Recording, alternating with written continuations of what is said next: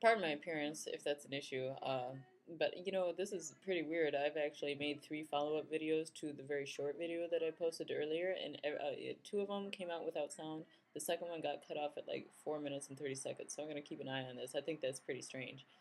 But whatever.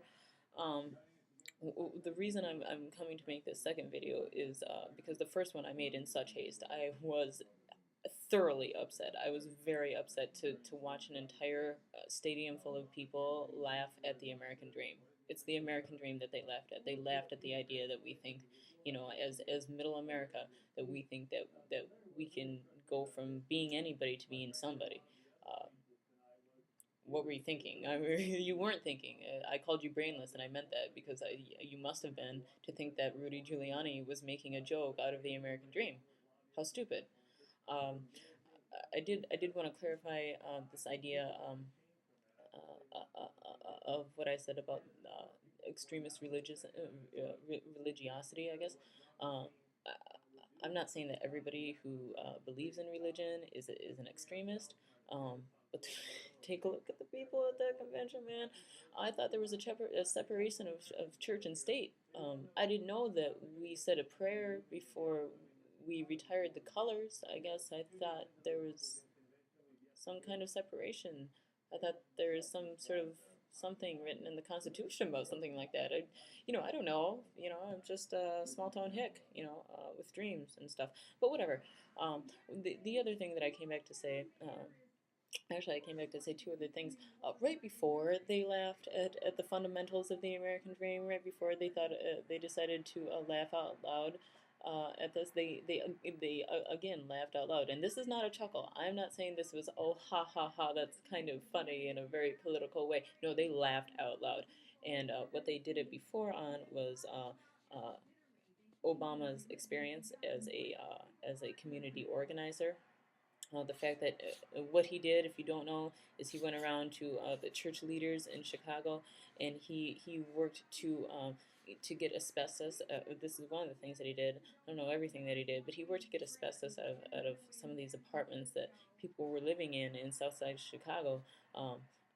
They had, it was families with kids living in asbestos, and the only thing that actually happened was they ended up cleaning out the management office and none of the actual apartments. Now, you don't have to be from a small town to know that it's very important to have people who try to do things like that. To have people who do sort of nonprofit organizations for the homeless, for refugees, for people who are down in their luck, for single parents, for students who are going to school, for people who are just not making it at the time, who do have dreams and do really believe that they can achieve those dreams. Those are the kinds of people that bring the community together. They organize the community and help make those things possible for people. That is not anything to laugh at. That is the fundamental sort of basis of this country. That is what we founded this country on, that anybody can come from anywhere and they can do anything. And for an entire party of people who want to elect somebody into the White House who says, I will fight for middle America, to go ahead and laugh at that dream on national television. I mean, what were you people thinking? In the first video, I called you brainless. And I'm gonna call you that now because I think that you must be to think that he was making a joke. He wasn't even joking. He was joking about the community organization, but he was not joking about the American dream. He was not joking to say that Obama could not have done this in any other country besides the United States. He wasn't making light of that. That's not funny to the rest of us because we weren't born with a silver spoon in our mouths and our parents aren't made of money. I don't think it's funny. I don't think anybody I know thinks it's funny. I don't think most people in America think that's funny. If you think that's funny, go ahead, but we're not going to put your man in the White House. Not if that's the kind of stuff that you believe in. You know, you're complaining about getting your money taxed. Well, sorry. I mean, I guess I think that's okay because I don't make over $250,000 a year. I don't pull in a $1 million a year. I would feel that maybe I owed a little bit more, that maybe I shouldn't get, basically a free ride, because for the rest of us, it's kind of hard to make it in your world where, not only do you give us a disadvantage, but you laugh at us the entire time. Wow. Says a lot. That says a lot. The other thing that I wanted to say was that I hope people will well, I don't know what's on YouTube right now. I don't know what's available for you to see. But you can look it up on CNN if you can't find it on YouTube. Go ahead and look at the differences between the types of people that attended these conventions. If you look at the DNC and then you go ahead and look at the RNC, you'll notice a very sort of different diversity, might be the word, between the people that attended those conventions. And all you really have to do is think about the kind of person that you are. Think about the kind of people that your friends are. Think about the kind of people that your parents are. Did they work for a living? Did they have to bring themselves up? Did they have to do the 9 to 5?